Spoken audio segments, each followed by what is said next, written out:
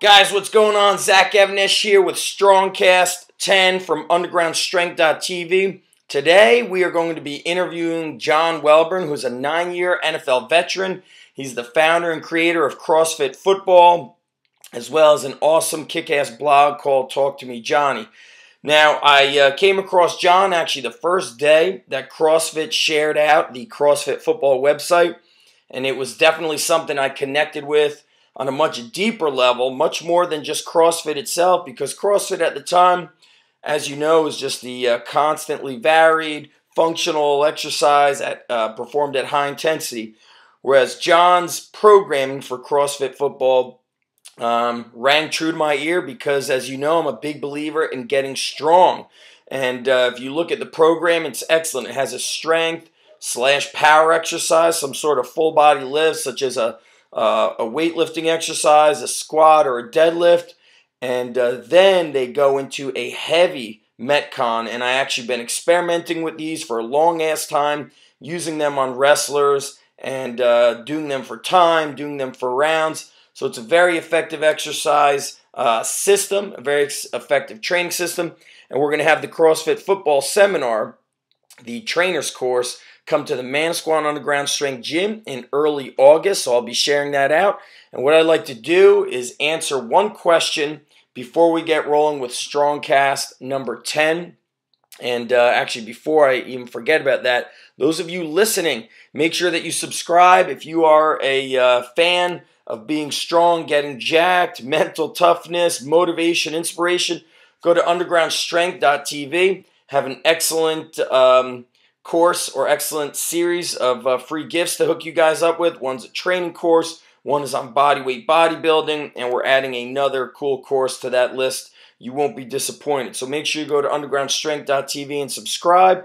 If you are a strength coach, a CrossFit coach, or a trainer of any sort, go to undergroundbizjournal.com. That's where you get all my business philosophies and life philosophies that go in accordance with you being a coach. So here is a very cool question. It came out to me through the Twitters, and it's about how do I train adults in comparison to how I train athletes. So those of you that have been following me at the Underground Strength Gym, you've seen that I've been training adults. They've been getting some seriously kick-ass results, and we started it out with a transformation contest, and the guys made amazing gains. In fact, the first transformation contest was only a 6-week program, and those guys trained at the time 3 to 4 days a week. The majority of the adults we train are coming in 3 days a week. Some of them make it 4, but if they're feeling a little bit beat up, we do a shorter 4th workout.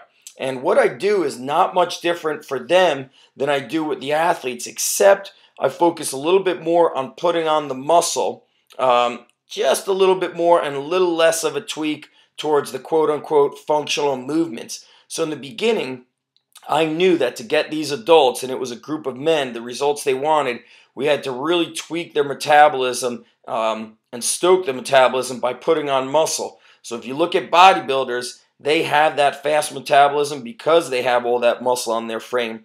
So what I like to do was, on one day, we started with a lower body day. So that day would be a squat or a deadlift or some sort of big full body lift. Then the next day was an upper body day. Then our third day was a conditioning day. And then our fourth day was a full body strongman / odd object day, but also done as more of a Metcon style. So doing a lot of couplets, triplets, and heavy duty circuits. These guys did not train light. I had them doing back squats, Zercher squats. They deadlift with chains. They bench with chains. They bench with bands. These guys do awesome. They flip tires. They do farm walks of all sorts. The main thing that had to be changed with these adults that really inspired me was that I saw, and I mentioned this in one of the Underground Strength Insider emails, was I saw men were no longer being men.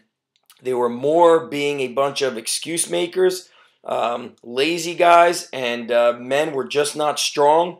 They were not tough, and they were full of shit to themselves, meaning you get a guy that comes into our gym, he's making a shit ton of money, living in a big house. And then he's like, I don't know if I could afford this. Then you have other men that are like, oh, I just can't wake up at 6 a.m. Oh, I can't make it at this time. And I said, fuck this. I'm done with men acting like a bunch of little bitches, and it's time to turn them into fucking warriors and gladiators. And that's how I organized the training. So once they hit that heavy lift, then it was time to go to town with heavy couplets, heavy triplets, muscle building exercises. And that is always the answer, is that we never stray from the basics. We never stray from hard work. We never stray from commitment. And that's simply the ticket.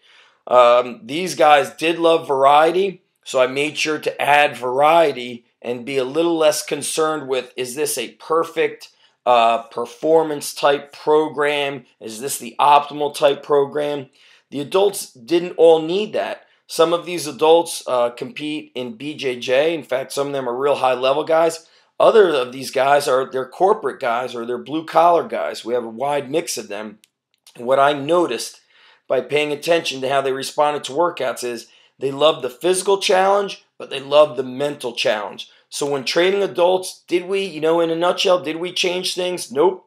You look at the basics, and that's what we did with them. The basic stuff that we always follow at the Underground Strength Gym is what we did with them. And I'll tell you what, I love training these guys. The majority of the guys that we have now, these core group of guys, have shown greater commitment, greater intensity, greater dedication to the entire lifestyle of training and nutrition.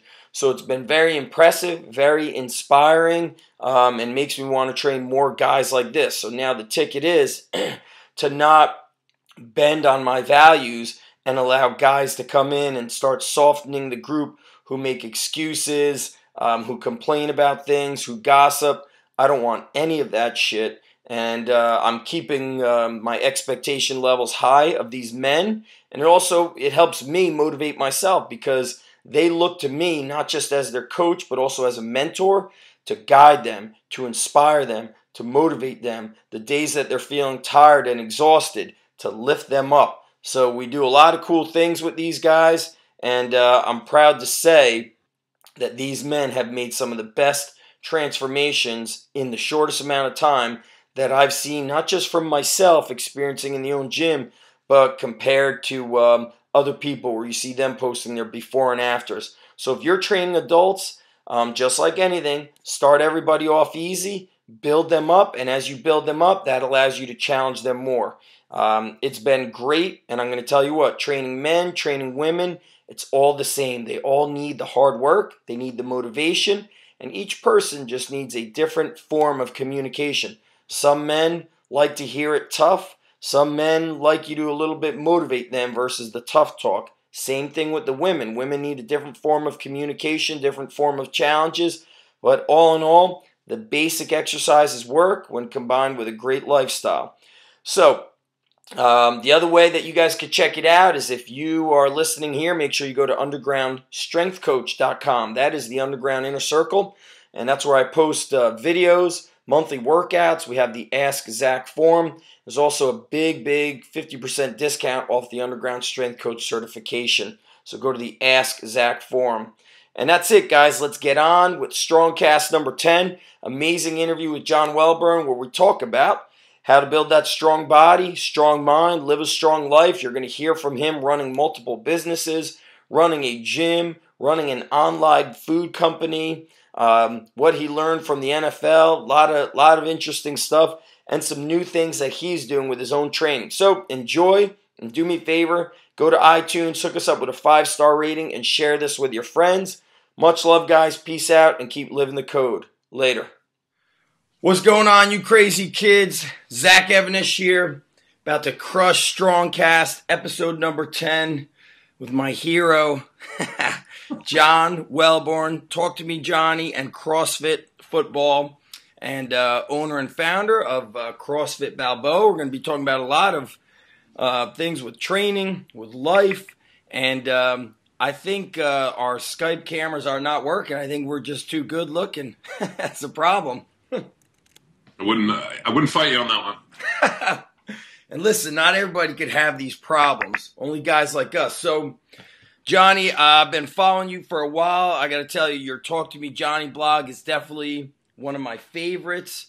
And one of the things that impresses me the most about you is that you spent 9 years in the NFL, played obviously high level football through college, then the NFL, and you're still a bad mofo. Like, you didn't lose your edge. You still have your edge. And one thing I notice about a lot of men is that they do lose that edge. Like, when they're done, they're done. They check out. And here you are, like, you're in the NFL, boom. Then you went on to conquer other things. You've got a kick-ass gym. You're running multiple businesses. You got the CrossFit Football course that's going, all around the world. So let's give just like a brief background, like a 2-minute intro of kind of where you're at right now and what you have going on, and then we're going to dig in with some cool questions. Sounds good.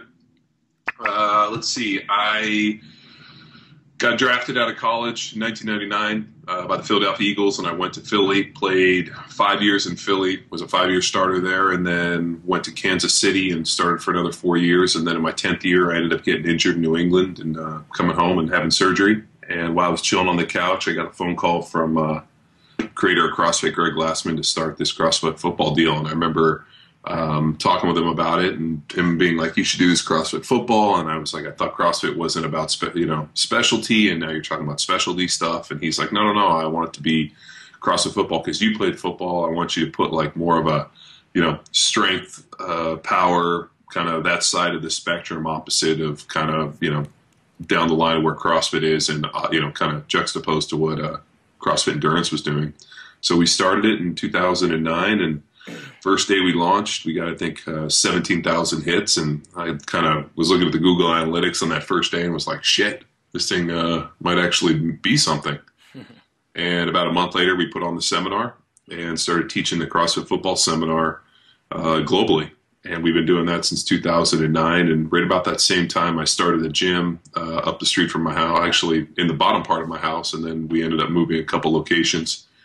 And that was CrossFit Balboa, and that's been going pretty strong since 2009. And I got a pretty solid cast of characters that work for me and run that on a day-to-day basis. I was pretty involved with that until I had my twin daughters, a little over 2 years ago.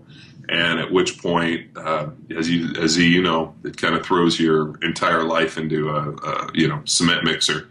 And I had to kind of just start separating things. So I kind of pulled myself out of the gym and really brought in some really talented kids to run it. And that's been going great. And in 2010, we started a food company. I had been traveling all over the world. And as anybody knows, listening to this that travels knows that it's impossible to actually find food to eat in an airport. So my wife started making me like jerky and fruit and snacks and bars, and started making me things at home, because every time I'd go out, I'd be like, dude, I just can't find anything solid to eat. Just so happened my next door neighbor at the time would always come over at night and have a beer, hang out. And he kind of was like, hey, what's that? And he started kind of eating it. He's like, this stuff is great. And then we kind of got into a conversation where he was like, I'm in the food business. I'm a fisherman. And I was like, okay, what does that mean? Do you go down to the down to the marina and go fishing like one of those dudes on the dock? He's like, no, a little bit different. I pack a million pounds of seafood a day. I'm the largest exporter of seafood outside the United States. I was like, okay, you're a fisherman. And we started my company, Well Food Co., together, and I've been doing that for since 2010, and that's been going real well. And it's just kind of, just everything kind of snowballed. And then the way Talk to Me Johnny, which is my blog, started was, I think at one point, I was counting somewhere north of about 200 to 300 emails a day. About 150 were questions about the CrossFit Football program, about training, and about food. And so at first I would sit down and answer them and just email the person back. And then I realized I started getting the same questions over and over again. So I thought, you know what, hey, let me put out a blog, and I'll just kind of answer these questions, and it'll be kind of a good FAQ resource for CrossFit Football, and I won't have to continually answer things. And so we launched Talk to Me Johnny, which was kind of a joke in a lot of ways, in that one of my buddies, defensive tackle for Indianapolis Colts, a guy named Brad Scioli, who's from the Philly area and still lives in Bridgetown, or Bridgeport rather. He would always joke up and, call me on the phone or have a couple drinks, and he'd always leave these messages that were like, talk to me, Johnny. And it was, his joke about, like, hey, dude, we fall off the grid, and he would just kind of just always leave these drunken kind of messages that were nothing but Rambo quotes. So when I did Talk to Me, Johnny, I was like, oh, it's got to be Talk to Me, Johnny. So we bought the URL and I loaded the site, and my buddy Craig Zielinski built it for me for, I think, like $10. That's a ripoff. Yeah, it was like, I remember he was like, okay, your hosting's $9.99, why don't you pay me like $10? And so he built it. We loaded it, and dude, it was crazy. Like, I mean, I think at one point, I got over 100,000 unique hits in 72 hours on that site. I mean, it was literally like 175 countries, like 100,000 hits. There was something like, like 3,000 pingbacks. I mean, it was unreal, like some of the traffic we've got on that site for just a personal blog that answers questions. It's been really pretty hilarious. And then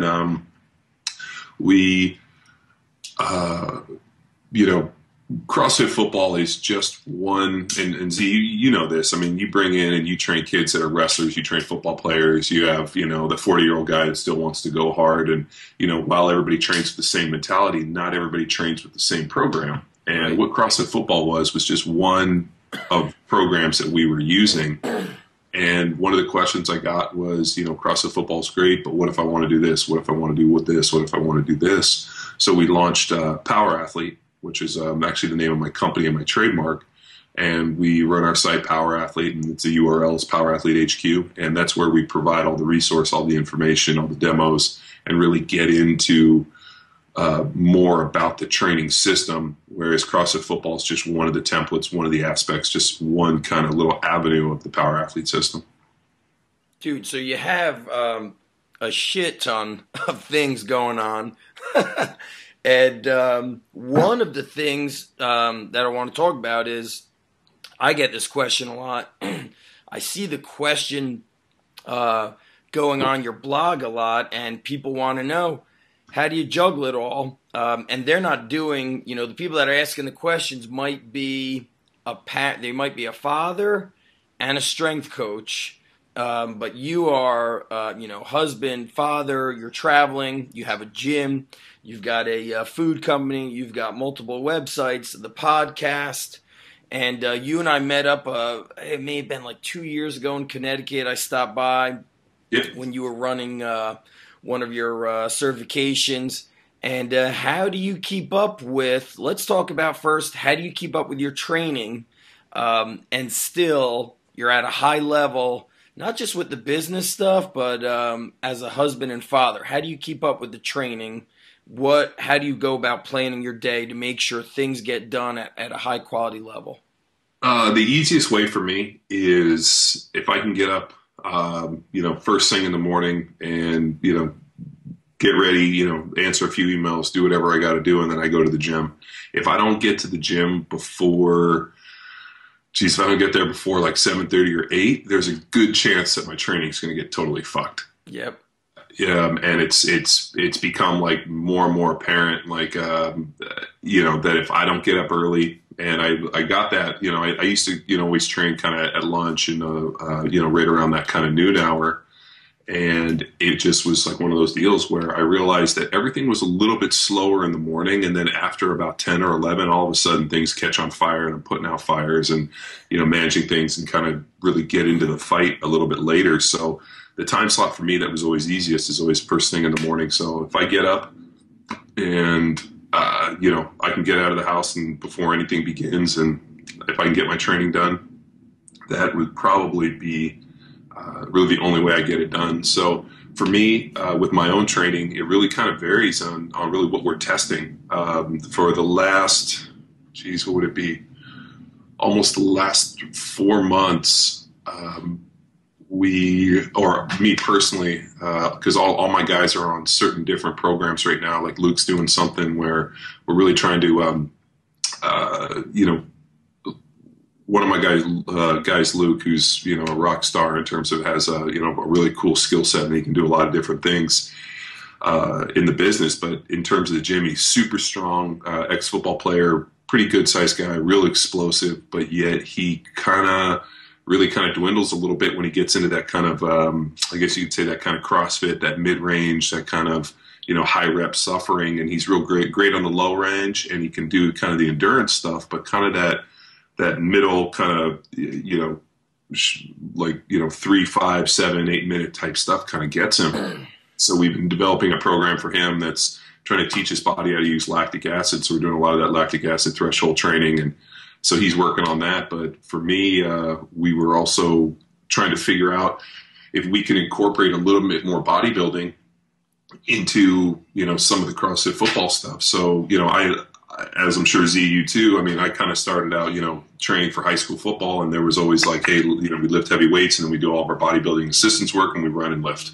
or we run and sprint. So that's still a pretty damn good program. And anybody I come to is like, oh, I lift weights, I do a little bodybuilding, and I sprint my ass off. I'm like, dude, that's a great program, and it's the one I did for most of my life. So what we were looking to do is just add some hypertrophy and see if we could kind of steal some things from a couple different people. So I ended up meeting up with John Meadows, who, you know, from Mountain Dog. Yeah. And, you know, we were really eye to eye on a bunch of nutrition stuff, and we did some stuff with Well Food Co., and we got some more stuff coming out with him. And so he sent me some training in nutrition, and I hadn't done any classic bodybuilding stuff in a long time. I mean, we'd only bang, you know, free weights and run and, you know, condition and do things like that. So I ended up having to go buy a membership at a local gym, this kind of local bodybuilding gym, because I didn't have a quarter of the shit that he put on his workout. I mean, like, I've done hamstring curls and you know, fucking incline hammer bench. I mean, I haven't done that shit ever in my, like, since 1990, or no, probably since like 2001 when I left the Eagles, or 2002. So I only lifted free weights, and it was pretty hilarious in that I go in there and I got like 50-pound hamstring curls, and I'm trying to do like a set of 10, and I like almost keeled over and cried because my hamstrings were so sore from, you know, just changing the stimulus. Right. It was a extremely beneficial training program to do, because I always remember, I don't know if you know Tom Incledon, but Dr. Incledon's you know, wrote for Muscle and Fitness, and is a good friend of mine, and does a lot of blood testing on NFL players. And I remember Tom always telling me that the single best results you will ever get in a program is when you go 180 degrees opposite of what you've done before.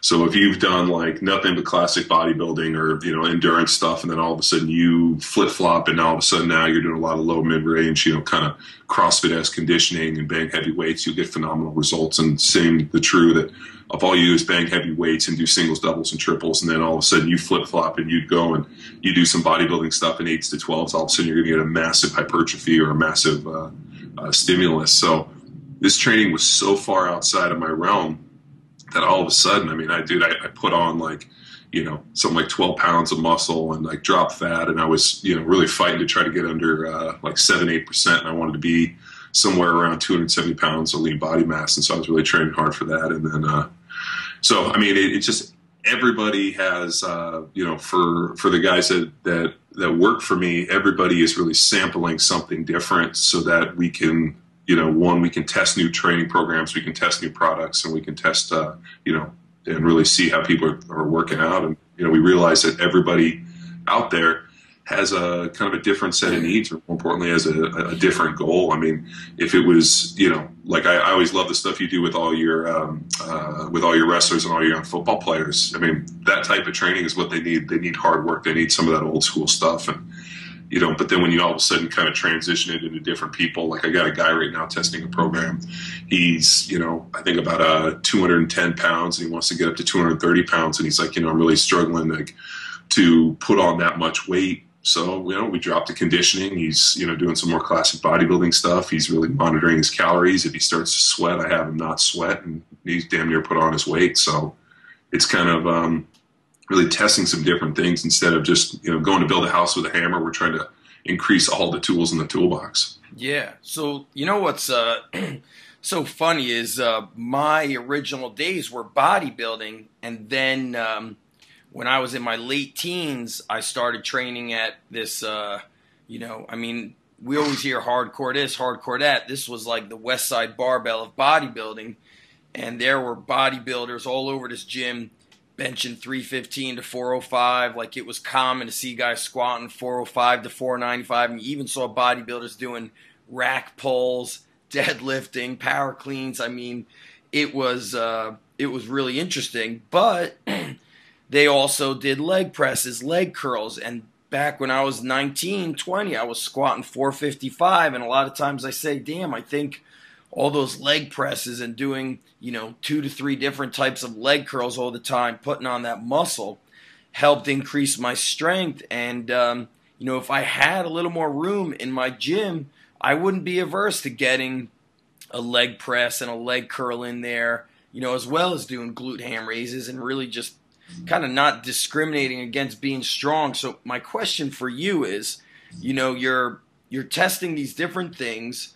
So when people are training at CrossFit Balboa, right? Are they going through the same workout, or is there a lot of people in the gym and they're all going through kind of different things that are individual to themselves, or is it like a typical kind of CrossFit class where everybody's doing, you know, the workout of the day, they're competing for time and points? What's going on at that gym right now? We run it as kind of a standard CrossFit in a lot of ways, in that the best thing about, well, I mean, one of the best things about CrossFit, there's a lot of good things, but one of the best things about CrossFit is the community aspect. I really believe that the training is almost secondary in a lot of ways to the community aspect of what they're really doing. I mean, there's something to be said. I mean, you can go back and, you know, read every book on training that, you know, that the Army and the military has ever written. And one of the first things they're going to tell you is that, you know, people create strong human bonds in, you know, through shared suffering. Yeah. So, I mean, it's like, I mean, that's basically the model for the Navy SEALs and every, you know, Rangers and Delta. I mean, all those guys, is that you know, and that's why football teams go to training camp. Training camp is outdated, and we probably don't need it as NFL players, but that's why you go off, you go with all your, you know, all your teammates, you go to some godforsaken place and sleep in a college dorm and eat, you know, decent food and practice all these days to practice and hit for a job that you've been doing the identical thing for years, and you've run the same plays. I mean, everybody's, you know, if you've played a bunch of years, it's nothing new, but why do you go? Well, it creates team unity, it creates bonding, and people bond in the face of suffering. So I really believe that's why you're seeing, you know, 7,000 CrossFit gyms and people are excited about it, is because it's really the first real big community thing that a lot of these people have been involved with. I mean, forever, if you look at this country, I mean, community was always the local church. And now that, you know, through the internet or whatever it is, I mean, people really aren't using those kind of, you know, that church mentality. And I really believe, I mean, I know this sounds crazy, but you know, just based off what I see on Facebook, I mean, CrossFit gyms are really kind of taking place of those local meeting places, and this is where people find their community. This is where they find their friends, and they show up, and they create these bonds and shared suffering. So what we do at CrossFit Balboa is we run a really comprehensive strength conditioning program under the guise of CrossFit. So we bring people in. We usually have people go through a pretty long list of assessments in terms of, you know, figuring out what's good for them, limiting factors, injuries, and we kind of handhold people into the classes. And once they're there, the coaches, who are all my coaches, my CrossFit Football power athlete coaches, also all work at CrossFit Balboa. So it's just mainly the, I guess you could say, the local kind of, you know, experience that we offer. And we, you know, program a really pretty sharp strength conditioning program. They come in, they squat, they press, they lift, they Olympic lift, they do all the things we need them to do, and they do a ton of conditioning. I mean, we push prowlers and, you know, do a lot of sprint work. You know, I think they get like one longer chipper a week, and, you know, constantly varied is really the secret. And at the end of the day, when I tell people, or my guys know that the #1 mission is people have fun. Everybody has to have a good time, because nobody's going to show up if you guys are a bunch of dicks, if the training sucks. sucks or they get hurt. So everybody needs to have fun. And the other thing is we just want everybody to look good naked. So we take a kind of a different approach when we go out and we train our teams, or we work with professional or collegiate teams, or we work with the professional athletes, where I don't really give a shit what you look like. I could care less about that. I mean, I'm totally wrapped around the axle of performance, where I want you guys to get better, faster, stronger. When we bring our people in terms of the general, the father of three, or the mom, or, whoever it is, when we bring those people in, at the end of the day, we always ask them, what are you training for? And they always give us, 1,000 different, examples of, what are you training for? And they kind of get through this whole deal. And at the end of the day, it just comes back like, I want to look good naked. So, you know what? We, put them on some diet stuff, give them a little caloric restriction, get them bang on a bunch of weights, rinse and repeat, get them in somewhere, 3, 4, 5, 6, 7 days a week, and, make it happen for them. So it's kind of an interesting deal to, have my coaches that go out and teach performance and work with a lot of top tier athletes, and then bring them in and have a bunch of just kind of, hard charging moms and dads and, lawyers and different people. And so it's a pretty interesting mix and a lot of fun. Dude, I've been finding that I used to really resist training adults, and I got this adult crew training at the new gym, and they're more committed, more intense, more dialed in than my younger ones. They're just, dude, they show up. When they're tired, they show up, and they lift heavy, they progress, they take it serious, and there's just never an excuse, man. I think earlier, I used to think, all right, I'm going to change the training, but these guys, they do it all. They flip tires, they farmer walk, they squat, deadlift, they throw medicine balls. I mean, it's legit. Talk to me about who do you train with now when you go to the bodybuilding gym? Who are you training alone? Yeah. No, my guys, I'll sucker them in. Like, it's kind of interesting. Certain days, our gym is set up really cool in that we have just about every toy you can imagine, except we really don't have a leg press or hamstring curl or just a bunch of the machines. So there's certain days that are more machine based, and there's other days that are more free weight based. So if I got to, do resisted squats or any bands or chains or any kind of the bigger lifts, I always do it at our home gym, because I have, a monolift and good bars. When I go to the bodybuilding gym, the bars are so bent that it's almost like squatting on it is like squatting on a cambered bar. So if I have to go, like, let's say it's supersets where I got to, squat sixes and a bunch of leg press, I'll usually bring my own bar. And it's pretty hilarious to walk in with your own bar, set it up, lift, and then, like, as I'm finishing up, people, like, you can see people kind of, circling around looking at the bar because it's the only one they're not bent, and people start, and you're like, whoa, don't touch my fucking bar. It's like, and then people are like, that's yours? I'm like, yeah, motherfucker. I'm bringing my own shit because the gym, I mean, it's a classic bodybuilding gym in that it's a big warehouse. It's full of probably twice as much equipment as you really need. So actually you have to move equipment to use equipment because it's just so fucking packed.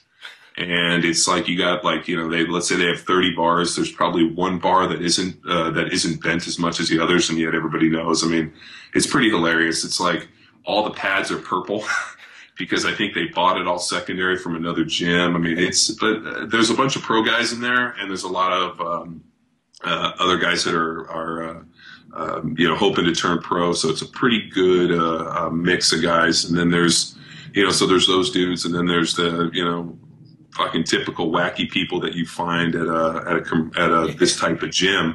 So what's hilarious to me is having not trained in a public, I guess you could say, like, gym. I don't even know how you'd even really classify that, because it's like kind of a gym open to the public, because our gym is invitation, kind of private only, and people come. They we put them through workouts, and really what we're doing is we're trying them out. They think they're trying out us, but we're really trying them out. And then if we like them, we're like, hey, you guys should come back, and this is what it is. And then people show up. So for this gym, I haven't trained in this type of place really ever in my life. So it was kind of a trip to see, one, what people were doing, and two, to kind of see the dynamic of it. And what I realized is most people have no fucking idea what they're doing. Like I having, you know, like, cause I trained at NFL or at the training facilities for NFL players and like, you know, the teams, and I went up to, you know, Athletes Performance in Carson, and, you know, and then when I stopped going up there, I basically rented my own deal and started my own gym, and we trained there. So having not really trained in a commercial environment, I was like, for the first 2 weeks, I would go in there and train. And then the next day I would drag one of the guys that worked with me. I would drag them to the gym just because I couldn't believe it. And I was like, yo, you got to check this shit out, dude. I'm just going to believe it. And I remember even talking to John Meadows and being like, dude, this is fucking weird. And he was pretty funny. He's like, yeah, it's kind of it can be an eclectic group. And, you know, it was definitely just pretty hilarious. So I'll go in there. It'll kind of split up. Like, I'll go in there for some days and I'll train in our own gym some days. Some days I train by myself. Other days, I drag one of my guys. So if it's a super heavy day, I always bring one of my guys, because I don't trust anybody I'm not the type of guy to be like, hey, I see you over there doing 15-pound bicep curls. Will you come over here and spot me on, 400 on the bench for reps? No, I mean, fucking that. Oh, God. The other problem too is, when you go to those type of places and, you are doing something that, you might need somebody just to like, hey, dude, I might kill myself. I need you to save me. There's no fucking saving you. People have no concept how to spot. They really don't even know how to fucking lift weights. I know. Listen, dude, I teach the kids that we train to spot, and I'm always like, damn. I'm like, whenever I go, guys, let's clear it up. Whenever you tell me that you're training at the high school weight room and, quote, we do everything that you do, I go, don't fucking kid yourselves. I said, don't ever fucking lie to me like that again. Exactly. I have seen them like spot, the one finger spot with the one finger. I'm like, guys, that's called the death wish spot. I go, that's when you're spotting a guy and you only touch the bar when his eyeballs pop out of his head. Like, they don't know what the hell's going on. It is, I'm always, I get so, like, nervous when I see that shit. I'm like, damn, I don't know how the high school football coaches, like, they're always running those 1-rep max tests. I've been in the weight room when that shit was going on. And I remember saying to myself, holy crap, I can't believe that kid didn't lose his teeth. Like, when he had that bar on his back and the pad on the neck. And it's just shocking to me to see that shit that goes on. But I know what you're saying with the Globo gyms, because I used to spend my days there. But I think it's gotten weirder with the, my days stopped, were probably like around 2001. And I think since, like, with all YouTube and all this shit out, like, people are learning kind of whatever. And it's funny because sometimes I see John Meadows training in, like, a real posh looking gym. And I'm like, damn, such a dichotomy to go from the elite warehouse and to that pretty gym. But he does it. Yeah, well, he has, I remember asking him about it. He's like, yeah, there's a pretty good gym close to my house. And I go in there and it's pretty good. Like, they got all the good stuff and it's not too weird. And because I remember I hit him up. I was like, dude, he had me do a bunch of hamstring curls, and then we squatted heavy, and then I had to pull something crazy. I think it was like 405 for sets of 10 on the RDLs. And like, dude, after the squats and the leg presses and the hamstring curls, I was fucking fried. I remember I was pulling these things, and some dude rolled over who was some pro bodybuilder guy, like, obviously it's kind of hilarious. Like, I think everybody in there is like a fucking jokester because they're doing bullshit. And then all of a sudden somebody starts banging some serious weights. And like, all of a sudden, people kind of start coming around like, oh, okay, this guy's okay. So all of a sudden I'm pulling these deadlifts and, or RDLs. And this cat I can see this dude when I put it down kind of watching. He's like, yeah, man. He's like, it's looking pretty good. You get some pretty sick fucking hamstrings. And no, what did he say? He said sick or like retarded, or he made some comment. I was I was like, cool. Like, I didn't really know anything of it. And then I remember I was emailing with John. I was like, yeah. He's like, how'd the RDLs go? I was like, oh, it's fucking fried. But some dude told me I had like retarded hamstrings or something, or I didn't really know what that meant. He's like, oh yeah, if you ever hear anything like sick, retarded, fucking, and he gave me like 50 acronyms or words for it. He goes, that's a good thing. I was like, oh, all right, well, I guess that means I got some good hamstrings on me. So it was, it's just such a different, mentality, and I almost want to like go and like put a blanket around some of these people and scoop them up and like give them our card and be like, it's okay, it's not your fault. Like fucking Goodwill Hunting to the doc in Goodwill Hunting to Will Hunting. He puts his arm around him and he hugs him. He's like, it's not your fault. And he's like, not you. That's what I feel like I need to do at the gym when I see people just doing fucking like bullshit. It's crazy. And yeah, I'm always. I think by reading your blog, like you always embrace just being in the right atmosphere, being in the right environment. And kind of like what you just said, like with CrossFit, that community is number one because it elevates people to perform. They just want to push. They want to show up. But when you talk about performance, you say the same thing. You're like, look, dude, get in the right environment, be around a bunch of hard chargers, and work hard, lift heavy. You're not so worried about it being perfectly dialed in. And I did a video, like when I do my videos for YouTube, I think my best ones come when I'm training because that's when my mind is kind of running. I'm a little bit angry. And I said, man, like sometimes people, they got too fucking smart to get strong. They just got so dialed in and so scientific that they forgot that you just got to get in there and fucking bang heads with the weights and go to war. And you've never like I'm saying, like, you were in the NFL, now you're a father, you're a businessman, you're kind of out of that thing, but you never separated yourself from just being connected to, hey man, you gotta put in the effort, you gotta put in the time. Well, the easiest way I know to describe it is fucking lions don't hang out with sheep. So it's like if you want to be fucking lion and you want to go out and fucking run the Serengeti and kill things, dude, your hunting partners aren't sheep. The problem is when you go to a lot of these global gyms, dude, it's a lot of fucking sheep. It's a lot of people that have no fucking concept of how to training, and unfortunately they got on some of these wrong YouTube channel or they're subscribing to some fucking idiot bullshit. Like I saw some guys in there that, are like those dudes that walk around like trying to be permanently flexed, but they're like 165 pounds. And watch these dipshits in there. They're doing, they're trying to do pull-ups with like, I think it was like maybe a 32 or a 16 or like a single poo, like 16 kg, 32 pound kettlebell. And the guy had it like tied around his waist. And as I watching the guy over, I'm like, oh, good. These guys are going to do some weighted pull-ups. Finally, these guys are actually not doing something of fucking worthless value. And the guy gets up and jumps up there, gets into position, and just as he does it, his fucking buddy comes over and starts doing fucking assisted pull-ups, like like pushing him up and like it was like one of those things where I was like, dude, if you can't do a fucking pull-up, why the fuck are you gonna hang 32 or a poot around your waist to do a fucking pull-up? Like, and I remember the guys come back over and they're squatting, and the guy's fucking carrying the bar way too low. His fucking stance is narrow. His knees are buckling, and he's fucking doing this god awful squat. And I was just sitting there just watching this dude, and he must have been able to sense the disgust that I was kind of shooting at him and the disgust on my face. And he's like, is that not right? And I'm like, dude, you're so fucking far away from doing anything of value that I'm fucking disgusted to be in your presence. And I some of the blogs that I've written have come out of just my utter fucking anger of going in there. And the only way I can kind of justify it. I remember talking to Mark Ripto. He's like, they just don't know any better.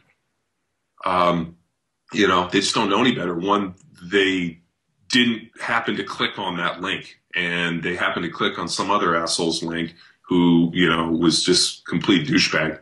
And they've gone in that direction. What they needed to do is click on a link where it's like, here's the deal. Fucking lift weights as they were meant to be lift. Don't look at anything that was done in the last, go back to this, the 70s big stuff. I mean, is pretty hilarious. But I mean, go back and look at some of those old powerlifters. I mean, you want to watch somebody squat, turn on, look at Kaz, look at Kirk Kowalski. I mean, look at those guys. I mean, those are the heroes you need to have. And it just blows me away to see how bad this stuff's gotten. And you know what? And it's funny. A lot of people, I see it all the time on Twitter. I mean, people, think that CrossFit is like the Antichrist, that somehow CrossFit is fucking ruining everything. And I saw some guy that was like, high school, strength coaches are are a mess. And this guy's like, it's even worse. He's looking at, they're using CrossFit, and then some other, actual NFL player who trains people. It's like, oh no, not the CrossFit stuff. I was like, dude, I have traveled to hundreds of gyms and certified thousands of people around the world. And I see better stuff happening in a CrossFit than I've seen in collegiate strength conditioning, better than high school strength and conditioning, and sure as hell better than a fucking commercial gym or the Globo gyms. You have a bunch of people that actually want to bang free weights. Now, they might not be good at coaching it. They might not understand it as well as they need to, but at least they are fucking doing it, and they're getting out there, and they're not fucking perpetuating the bullshit. I'd much rather have a people that like my biggest deal is, like I'm not a fan of limitations, but at least to realize your limitations. Like, the most dangerous people we've ever run into are the people that are unrealistic about their abilities. I mean, we have people come to our seminars all the time that are like, I want to be a better coach. I know I'm not a good coach today. How do I become a better coach? And we're like, great. We have other people that their ego is so fucking big they think they know everything when they don't know shit. And we kind of go back and forth, and it's just becomes super interesting that it's just so easy to kind of shit on the CrossFit mentality. And I'm like, dude, why are you guys going to be mad at people that just want to, one, lift weights? They want to squat, they want Olympic lift, they want to do some conditioning. There might be some stupid jackass shit, but that's like that and everything. But at the end of the day, man, you have a group of people that just want to fucking go out and work hard. I mean, I know for you, dude, that's like, you're like, man, that's what's wrong with America. I mean, dude, I was laughing when you wrote your pussification of America. I'm like, fuck, man, these little fucking micro gyms are on the front lines of fighting against people being a bunch of pussies. Yeah. Yeah. I say, like, I just want people to show up, work hard, be consistent. And, I know somebody asked you about that. That was a real cool blog post. It was like, burn it all down. He's like, dude, I'm fucking giving people all these, as Franco says, or as Arnold says, all these advices. And it's like, they don't want to take the advice. And they're like, do you ever want to just say, fuck this? And it's so funny. It fires you up, and it could either make you say, fuck this, I'm just going to go live off the grid, or I'm going to do something about it. And you kind of harness that, and you're like, that's why we do Power Athlete. That's why we do CrossFit Football. You guys hold the competitions now. You have those combine events. So there's times where it's like you said, you want to just burn it all down. But, dude, you're so right. I mean, CrossFit teaches people to they want to show up and do work.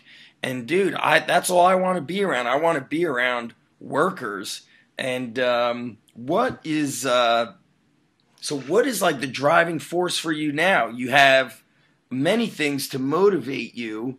And people, I don't want to say, hey, just fucking get out there and do it, because people don't grasp that anymore. I see, fathers that aren't motivated to bust their ass. One thing that I'd say like crushes me is like when a parent wants me to train their son, and they tell me that it's too expensive or too far away. Like, dude, I tell my wife, I go, shoot me if I ever say that. Like, shoot me if I'm ever like looking for the place that's closer and $50 cheaper, because that shit just doesn't work. So what are some of the things that fucking fire you up and keep you motivated that you want to pass on to like other adult men that they could learn from to keep them, fired up in not just, I'm talking life, I'm talking as a businessman, I'm talking in training. What are some things you want to pass on to men to learn? Fuck. Similar deal, man. We had so many people come to our gym, and I mean, we're not even that expensive. I think we're like $185 a month, unlimited. And I think, some of the gyms in that area are more expensive. They'll come and actually be like, oh, it's too expensive. And I always ask them, like, okay, $180, and we break it down. I mean, I think it's like $7 a day.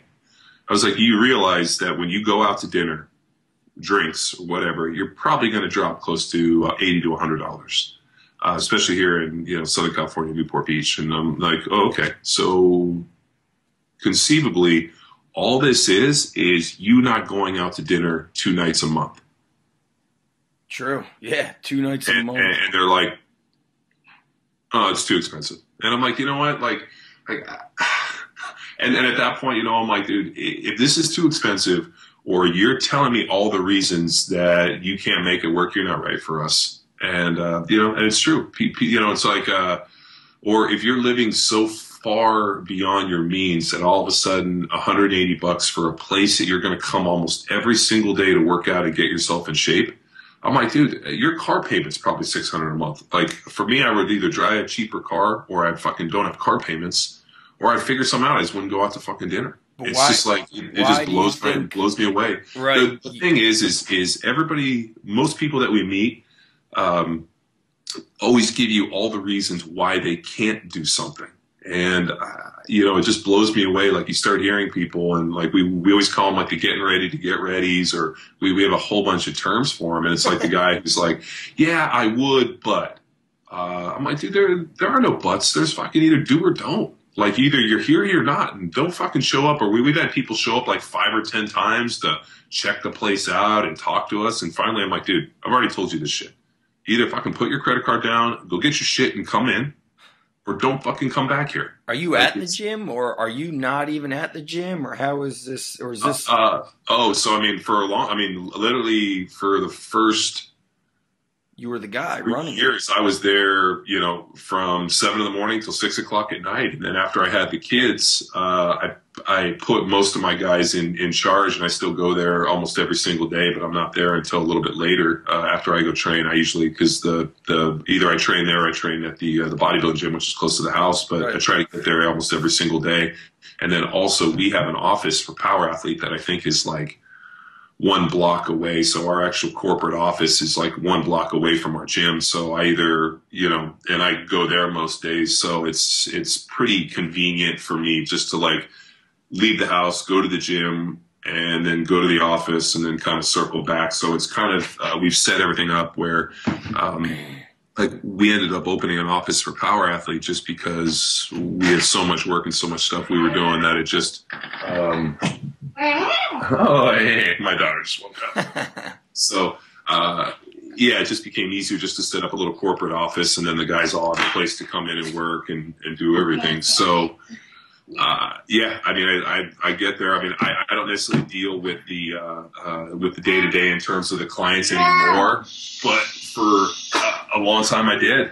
And I mean, I still meet people, and we still run into people that, hold on. That's all right. Yeah. There you go.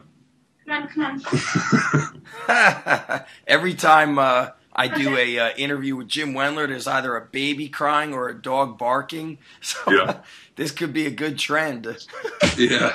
So but yeah, I mean, for the most part, I've just because with the kids and football and Power Athlete, I just haven't had as much time to get in there. But what's good is we've trained and worked with our guys that. Dude, they see everything, but the best is I'm CC'd on every email. It's kind of our deal that we have to. There's one email that they have to CC for their job, and I'm attached on it. Right. So I get to see the correspondence, and that allows me to kind of stay up on stuff. But gotcha. Even when we go out, like I had we had a leak at our house, and so we had these plumbers come out, and the guy was doing a bunch of stuff trying to figure out find this leak in our front yard, and literally the guy left with one of our cards and called the next day, and now he's going in there and start training. And it's like we always meet people, and everybody's got the same question. They're like, man, I used to be in good shape, and I'm not in good shape, and I don't know what to do, and this and that. And I'm like, here's the deal, man. All you got to do is show up to this address, talk to this guy, and bring your stuff every day. And that's it. You don't have to think about anything. Just pay your money and show up. That's it. Right. It's just plug and play. You don't have to think about it. You don't have to set anything up. You don't have to buy anything. You don't have to do anything. All you have to do is point your car in this general direction and get there. And that's it. What do you guys do for people? You give them a first intro session, a week free? How do you get people in there? Yeah, we usually give them the first one free. We always joke we're like drug dealers. We'll give you the first one free. Anything after that, you got to pay for. Right.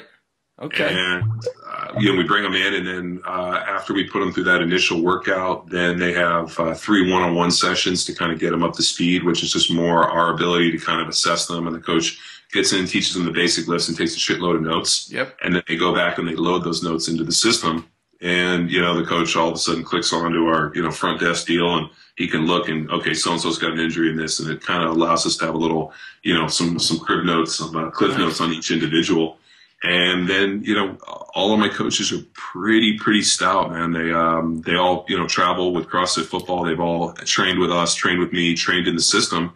And I would say, and I'm just not saying this because it's my gym, but I'd say hands down, I think we are, in terms of coaching and the experience and the training that people get, I think we are as good as anybody out there in terms of like a quality coach and you know, teaching the movements, understanding the movements, getting people to do stuff well. And, you know, I pulled myself out and I don't really coach classes anymore.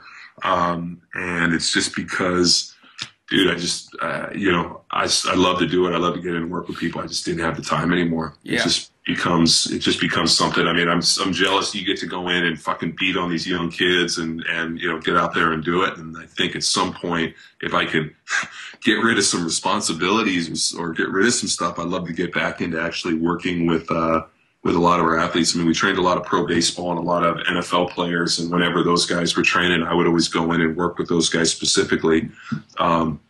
Just because it was good for my coaches to kind of shadow me and say, hey, this is what we're going to do. This is how we, you know, test it. And these are what these guys are looking for. And that was super valuable because now if we have other kind of high level professional athletes come in, those guys are more than skilled to go in there and work with them. Yeah. Let's do, I don't want to keep you from the family and from work. Let's like bang out some rapid fire answers here.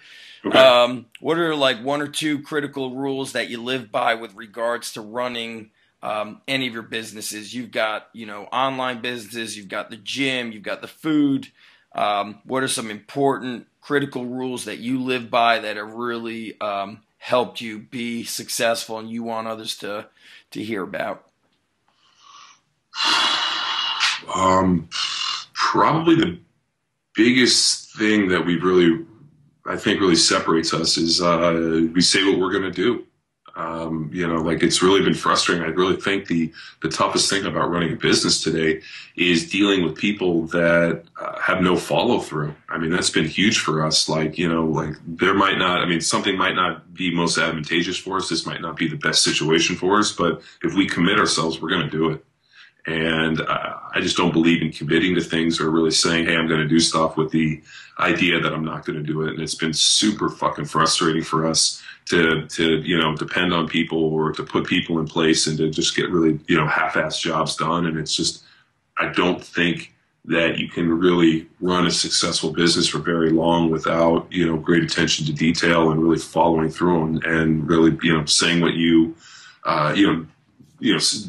following through on what you have to say. So it's just been, it's become almost the business norm that like you expect people to be bullshitting you. And I just don't want to do it. It makes things too hard. And, you know, then all of a sudden you're ducking people and it just doesn't work. So I think that's a big one for us. And then the other one is just making sure you have really good people in place. You know, we always look at it like, you know, chiefs and Indians, and that, you know, I might be a chief in a lot of things, and sometimes I'm an Indian. Like, for example, with the food company, I run that as CEO, but my wife is really the COO, and so she does all the operations of it. My wife is a MBA from North Carolina and was working out here when I met her as a asset manager and managed a big real estate portfolio for BlackRock. So when she got pregnant with the kids, she didn't want to, you know, go back to an office 60 hours a week or 70 hours a week. So I suckered her in over to run the food stuff.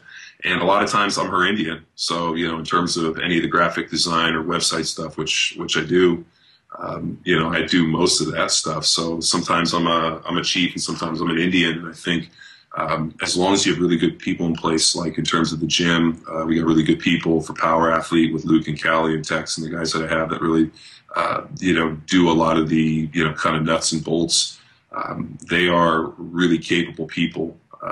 That I think has been the biggest thing, is realizing that you have to have capable people around you. And if somebody's not capable, you got to fucking cut them and get rid of them.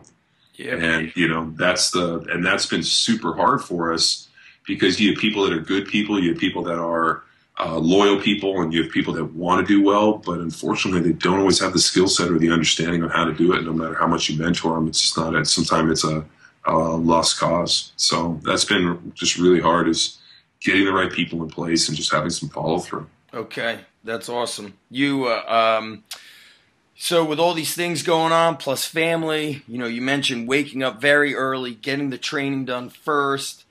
Sounds like you don't really work from the house anymore. When do you shut things down on a day-to-day basis to make sure that you get that family time in?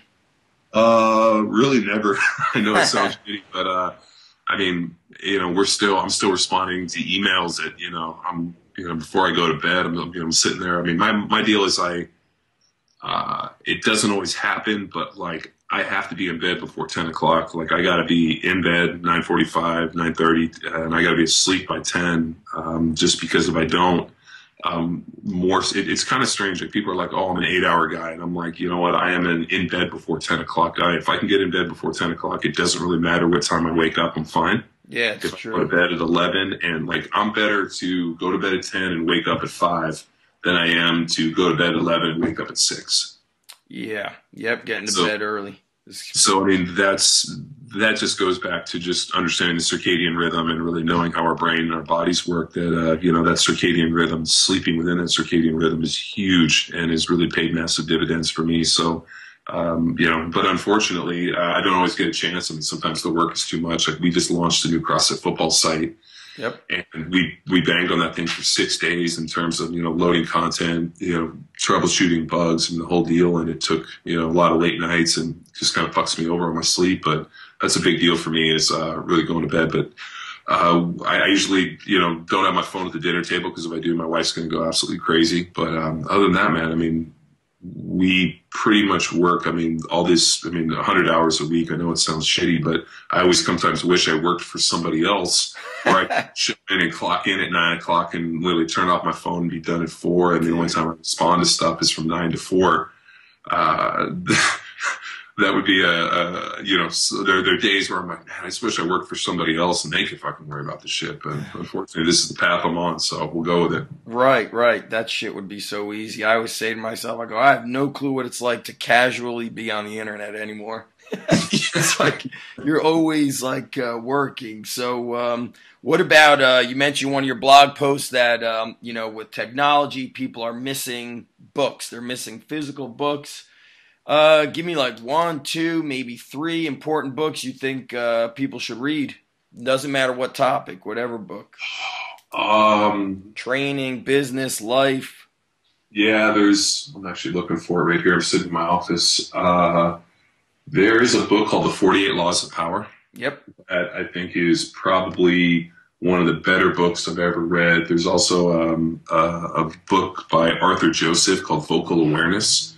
And Arthur is a speech coach, and he's worked with, Tony Robbins and Arnold Schwarzenegger and everybody in between. And I actually met him at an NFL executive weekend that I went to a few years back. And I actually worked with Arthur a little bit before we had the kids. And then once I had the kids, I could drive up to LA every, twice a week to go meet with him. But he wrote an incredible book on vocal awareness. He's probably one of the foremost experts in the world on really how to present yourself vocally. I remember he told me a really cool story about he got contacted by Oprah Winfrey, and she sent a jet out for him. And I think this was probably about 25 years ago or something, or 22 years ago. And she sends a jet for him, flies to him to Chicago, goes in, walks into her apartment, and she walks in with this, young black guy sitting there, and she introduces him as the next president of the United States. And it was Barack Obama. And they started prepping him for that job long before he ever, was on the national scene. And it was kind of hilarious when he told me the story, because I don't know if you know this, but if there's not a teleprompter in front of the president, he is a absolutely terrible off-the-cuff speaker. But you put him in front of a teleprompter and everything's scripted, he is able to deliver the script very, very well, and he's a very good speaker. Understands pausing, kind of all the little nuances of how to, present yourself vocally. And as I was speaking with Arthur and really looking at how he kind of models this thing, it was super interesting to listen to the president speak, and then to see him speak off the cuff without a teleprompter and realize that it's very rehearsed. It was very, very enlightening to realize that your ability to present yourself vocally is one of the most important skills that you can develop as both you know, a human and as a man, business, whatever. That ability to portray yourself is so important. So anything by Arthur Joseph, and then geez, what else is sitting on my shelf that I just got done reading? I had a guy who was a West Point guy send me on killing, and you know, some of the books from the Marine Corps stuff. So I've been reading a bunch of that. And I know you read a lot of that stuff. So those were, you know, really good books about the military strategy and kind of the military mind. So you know, it's interesting. You know, if you would come to my study, I'm sitting here looking around right now. Like, I have so many books that I've read, and I go through them, and I love to physically have them to actually go up and see the notes written in the margin, or the, you know, the pages I've earmarked. And I think that's what's so important. Actually, there's a book right here by the last book that was written by Yuri Verkhoshansky, and it's called Special Strength Training Manual for Coaches. And he's got some really great programs in here. That's and awesome. Just some really cool stuff that I've used in my own training. And it's, by physically having them and seeing it's so much better than, you know, I have so many books on my computer and on my phone and, you know, iPads and all that. And it just doesn't feel right to me to like have them, to not be able to pick them up and physically, you know, flip through the pages and actually look and see the notes, you know? So I like physical books. Nice. And then last question, what's the, you know, it seems like you get the same or similar questions. What's a question that you wish somebody would ask you, but they just don't ask that question? Like, you're like, damn, why doesn't anybody care about that one thing? God, what is the one question that nobody's ever asked me? Or they don't ask it enough. Like, you believe it's important, but other people don't. The one thing that's really blows me away, at least in the questions, is we get so many questions that are always about the physical. You know, everybody either wants to lean out or get bigger and stronger. And what I really wish we could get into, and I've actually been working on this blog post, and I need to fucking get it done, is about the mental preparation. That I don't think that people really realize the amount of mental strength or mental preparation that it takes to play and perform at such a high level. I mean, people always talk about it. They're always like, oh, yeah, you know, you got to be mentally this and mentally that. But there was a psychiatrist, I think, I forget what he's a doctor of. It's either, I think it's psychology, but there's a really solid guy that we used to work with when I played in Philadelphia, a guy named Kevin Elko. And he's a keynote speaker, and he's you know, pretty sought after speaker, but he was hired by the Eagles to come in and, you know, meet with the players and kind of talk to them and just kind of evaluate. And he was you know, had worked in Pittsburgh with Tom Modrak and came to the Eagles. And I remember, you know, sitting there talking to Kevin Elko, and he was big on mental preparation and, you know, how you can walk in and be just a cool, calm, collected customer when you go in and play. You know, you're playing in front of 100,000 people on the biggest stage in the world. And, you know, your heart rate doesn't even go up. You're just out there and just, you know, being what he called presidential. And he used to say that. And finally I was like, what do you mean by presidential? And he goes, John, and he's got a Southern accent. He's like, well, let me tell you a little story. You remember when Bill Clinton was, you know, on trial, basically being impeached in front of Congress, and they asked him if he'd ever had sexual relations with Monica Lewinsky. And he looked straight back and he said, I've never had sexual relations with that woman. And he was completely stone-faced, cool, calm, and collected, and, you know, almost pathological in a lot of ways. Then all of a sudden they produced the dress with his seed on it, and all of a sudden he looks and he's like, yes, I had sexual relations with that woman. And it did not change. He goes, that's what presidential. You have your entire life, everything you've worked for to be president of the United States, the biggest stage in the world, and, you know, you're sitting in front of Congress, they're going to impeach you, they're going to push you down for having sex in the Oval Office with an aide. When you're able to lie and not even break a sweat, he's like, that's what presidential is. And I laughed. I was like, you know what, that is the best thing I've ever heard. And I remember walking out in front of big games and seeing all the screaming fans and people and thinking, you know what, presidential, it's got to be cool, calm, and collected. He said, you know, you got to be like a serial killer out there. You know, just no emotion. This is what I got to do. I'm not going to get up. I'm not going to get down. I'm just going to be just even keel. I know what I need to do, and I'm not going to let emotion get the best of me. And I think if I could go back and really, get more questions, or more importantly, we could sit down and really write a cool, either an ebook or a book about, how you develop that mindset, how you develop, that cool, calm, and collected mentality every single day. And I go into a lot of it on the site, in that it's just about repetition and movement. That if you are so good and you know your job so well, you are so well studied, and you understand the movement, you understand what's expected of you, there's nothing to get stressed about. And that's how I played pro football. I was never nervous out there, because I knew I had done the work, I put in the hours, and I've even said on the blog, the only people that get really nervous are the people that haven't done the work. So I think people are so wrapped up, and everybody wants to know about the physical, but I think there's a lot to be said about the mental, and that we just don't get enough questions on that. You know what's like sort of like on the business side of that is, you know who Gary Vaynerchuk is? Yeah. Right. So Gary said like one of his best business assets or personality traits is that he has zero expectations. So he never gets upset. He never gets like worked up over, hey, I gave you guys all this free stuff. How come you didn't buy my book? Like, he doesn't get worked up over it. And I'm so like passionate about shit. I used to like get so pissed when like a kid who might live 5 minutes away from the gym is like, oh, I've been so busy these past 3 weeks. I used to flip the fuck out. Like, I'm like, damn, I used to flip out back. I'll shut this fucking gym down. Like, freaking out crazy. And when he told me, he's like, when he mentioned that zero expectations, I was like, you know what? I got to just keep doing what I'm doing. I got to keep coaching. And I got to stop having the expectation. I just got to keep doing my thing rather than letting myself get flustered.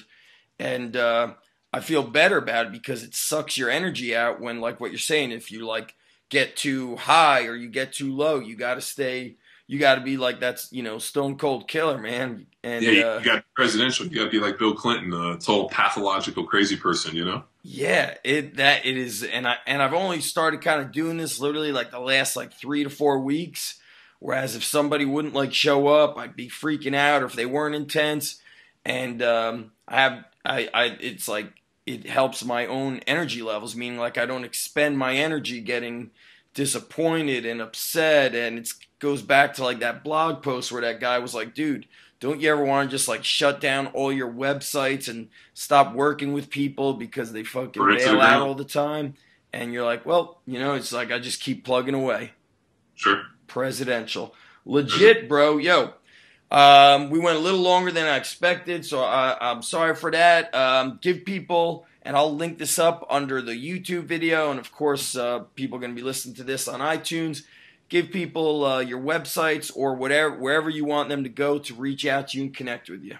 Yeah, the easiest way to get a hold of me is to go to powerathletehq.com or CrossFitFootball.com, and if you want to check out the food stuff, wellfoodco.com. And those are pretty much, if you can't get a hold of me through those, you got to probably come hunt me down, which people have definitely done. But yeah, if you can get to those websites, you can definitely get a hold of me and see the training and the nutrition stuff we do, and most of the information we're really putting out there. So thanks for having me, Z. I appreciate it. All right, Johnny, you're the man. Take care of that family. Talk to you soon, brother. Peace. Yes, sir. See you later, guys.